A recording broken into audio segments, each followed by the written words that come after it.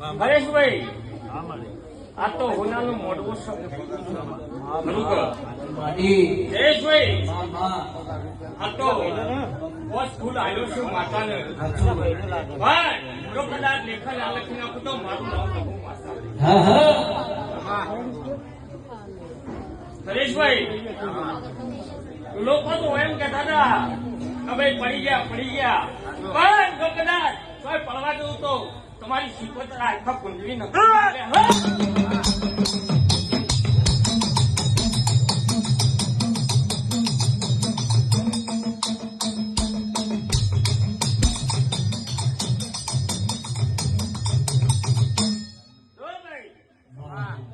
કોઈ કુવાસી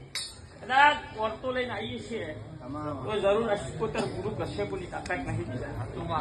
ખરું ભાઈ રાજુભાઈ હું લાલખાન ની માતા છું